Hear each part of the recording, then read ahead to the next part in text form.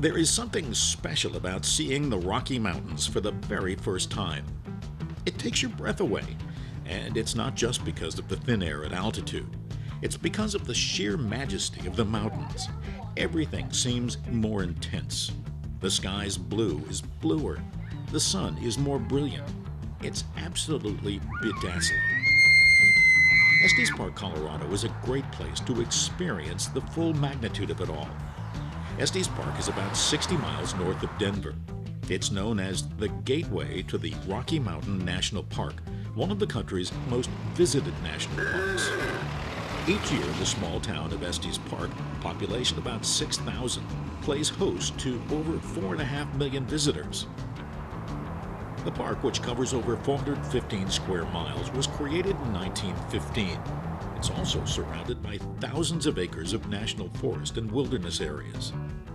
Settlers didn't come to the area until the 1850s. It was not easily accessible. Native tribes of Arapaho, Ute, and Apache had long made the area their summer hunting ground.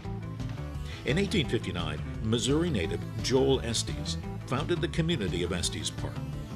Others followed, like Mountain Jim Nugent, an Irish aristocrat, the 4th Earl of Dunraven, and an English gentlewoman named Isabella Bird, who wrote A Lady's Life in the Rocky Mountains. They shared a vision for Estes Park as a rustic mountain resort.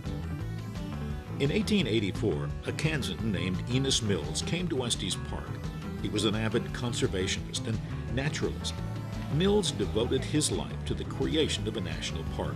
He lived to see his dream become a reality. In the summer of 1947, work began on the Olympus Dam and Lake Estes. The lake serves as the town's reservoir and covers 185 acres, including 5 miles of shoreline. The lake provides recreational opportunities and habitat for wildlife. Sometimes the two conflict, as when the local elk herd decides to graze on the golf course. Elk have the right of way, and golfers must wait for them to move on. The buck keeps an eye on the females and their calves to see that they're not disturbed. The lake is a great spot for early morning birding, including bald eagles.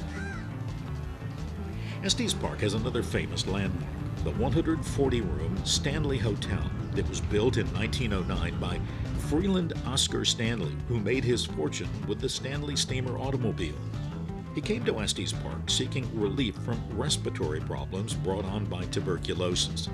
He was so impressed with the improvement to his health that he built the Colonial Revival Hotel so that fellow sufferers could enjoy the mountain air in luxury.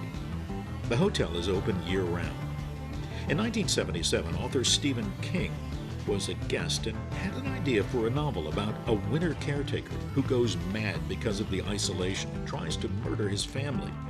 The Shining was made into a movie in 1980, starring Jack Nicholson, who delivers the movie's most memorable line as he tries to break into his wife's room.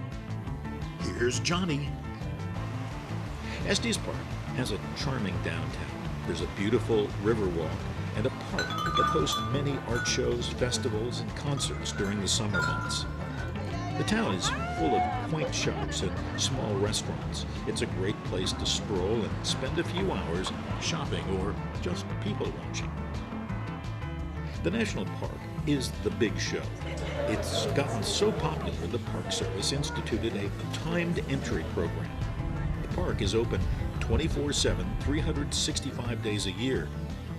But some sections in the highest elevation are shut down during the winter months.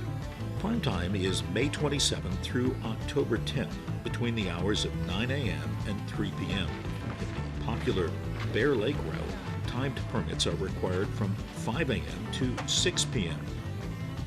The permits must be booked online through the Park Service website. In order to enter, you must also have a paid admission. There are so many options, it's best to check the website. Do your homework to avoid any disappointment or frustration.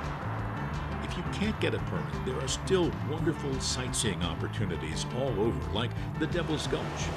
The views are excellent, and you don't have the large crowds in the park. Still, every effort should be made to see the park if you are able. Watching the large elk herd feeding at sunset on the way to Bear Lake is one of the most popular events in the park. Estes Park is a great place to visit. The focus is on ecotourism, on being outside with nature, hiking, camping, fishing, being in and a part of nature. It's where the Rocky Mountains become real and approachable. For Time to Travel, this is Phil Dean in Estes Park, Colorado.